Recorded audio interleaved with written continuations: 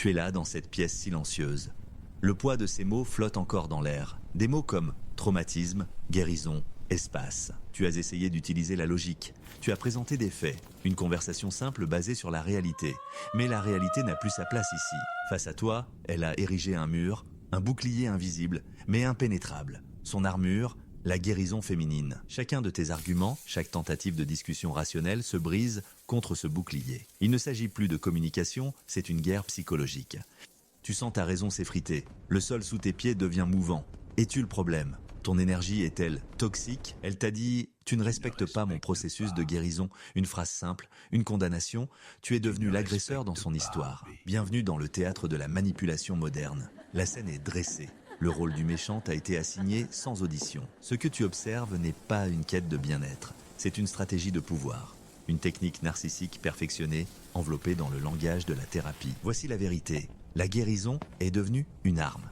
Un bouclier qui ne protège pas une blessure, mais une absence totale de responsabilité. Le but n'est pas de guérir. Le but est de ne jamais avoir tort. Jamais. Le but est de gagner à n'importe quel prix. Analyser ce mécanisme est vital pour ta survie psychologique.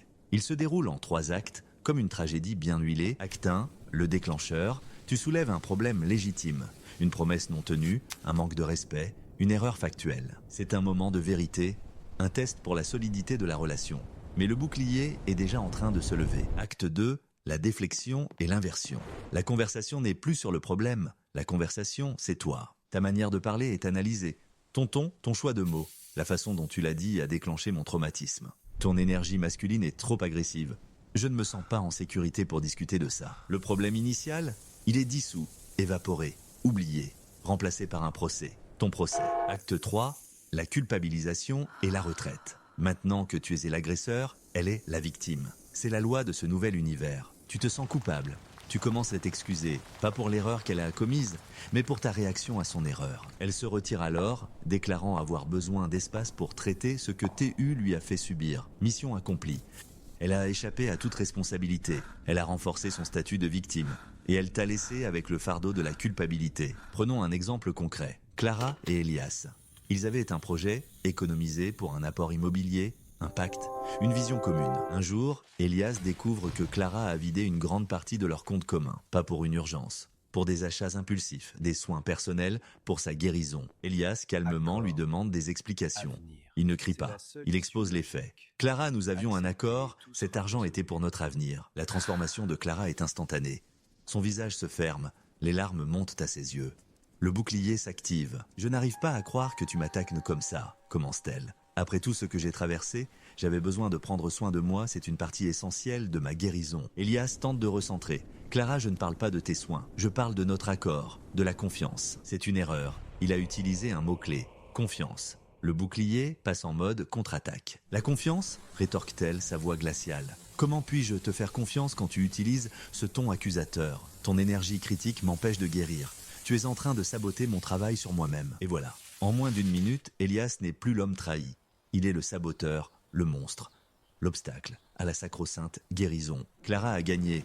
Elle n'aura pas à rembourser l'argent. Elle n'aura pas à s'excuser. Au contraire, c'est maintenant à Elias de s'excuser pour l'avoir agressé. Ce n'est pas un cas isolé. C'est un schéma, un script qui se joue dans d'innombrables relations, un virus qui infecte la communication, le langage de la psychologie conçu pour éclairer et détourné pour obscurcir. Les concepts de traumatisme et de guérison ne sont plus des outils de compréhension, mais des matraques pour faire taire. Le trauma est réel, la guérison est nécessaire, mais lorsqu'ils deviennent le premier et unique argument dans chaque désaccord, ils perdent leur sens. Ils deviennent un dogme qui dit « Ma douleur me donne tous les droits, mon passé excuse mon présent, mes sentiments sont plus importants que les faits. » C'est le bouclier narcissique ultime.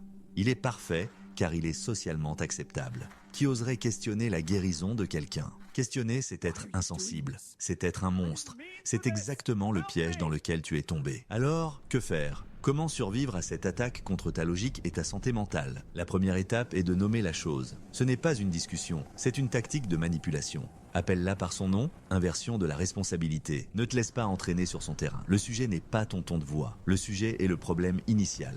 Reste ancré sur les faits. Tu peux dire « Je comprends que mon ton t'est blessé et nous pourrons en parler.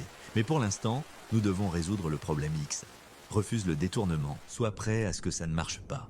Le bouclier narcissique n'est pas conçu pour la négociation, il est conçu pour la domination totale. Si chaque conversation se transforme en procès, si chaque erreur de sa part devient ta faute, tu n'es pas dans une relation, tu es dans une prison psychologique. La vraie guérison ne crée pas de victimes, elle crée des individus responsables.